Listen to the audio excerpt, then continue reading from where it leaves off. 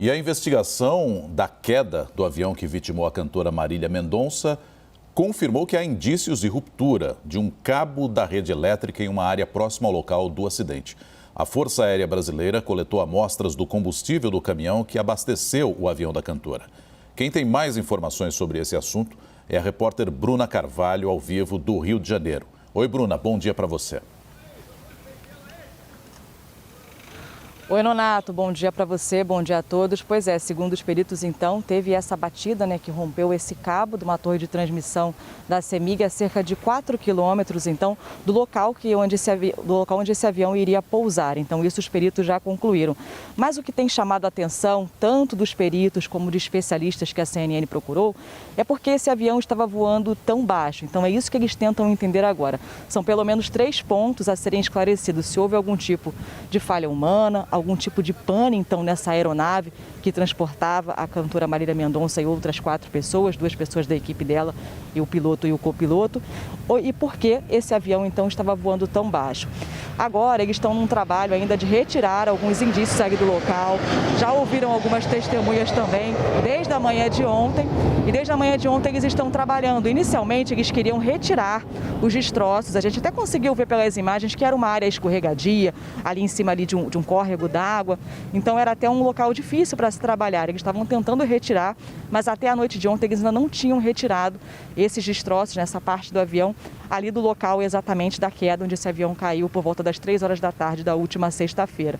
Então eles estão trabalhando ali naquele local e essa perícia que começou na manhã de ontem deve seguir ainda neste domingo, então, para tentar colher mais indícios. O que um especialista que a gente ouviu, um especialista em riscos aéreos, o Cunha Mello, ele explicou para a gente o seguinte, que aquele aeroporto ali de Caratinga, as pessoas fazem aquele pouso, sem o chamado pouso, sem aí instrumentos para auxiliar.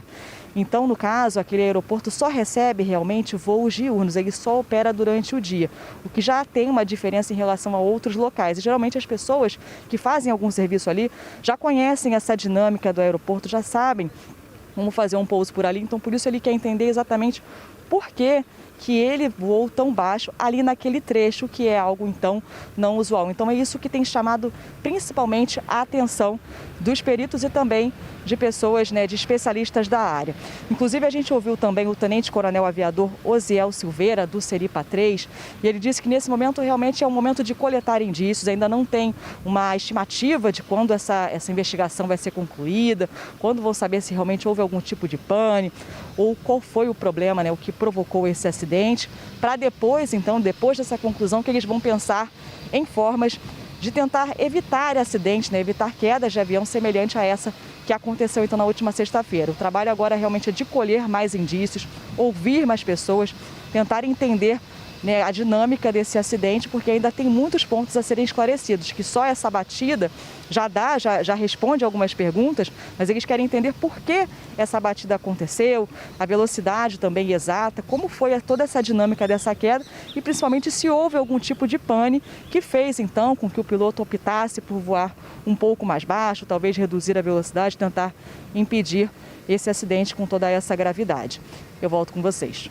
Obrigada, Bruna. São muitas perguntas que vão precisar de estudos, de muita seriedade, e o trabalho sempre é assim, com muita seriedade e objetividade por meio dos investigadores para entender o que aconteceu.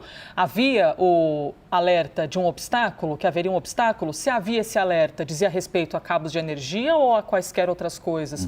Por que exatamente o piloto estava um pouco mais baixo, de repente, do que é o habitual? Enfim, são muitas perguntas a serem respondidas e o William Vac fez uma análise também extraordinária, muito precisa, não é, Nonato? Muito precisa. Ele que tem conhecimento, tem intimidade com a aviação, dizendo sobre o desconforto que é para qualquer piloto ter de pousar em uma região que por vezes seja montanhosa, que não tem ali, de repente, uma visibilidade tão boa, que o piloto está sempre habilitado para isso. Mas se ele pudesse escolher, achei excelente isso que o Vac falou, se o piloto pudesse escolher, ele escolheria pousar em um local que não tivesse esses obstáculos que trouxessem algum desconforto. Então, são muitas questões a serem analisadas e eu vou chamar a Basília Rodrigues aqui para poder conversar com a gente também sobre isso. Porque a aeronáutica disse que as informações disponíveis para o piloto não alertavam sobre uma rede de cabos próximos ao aeroporto.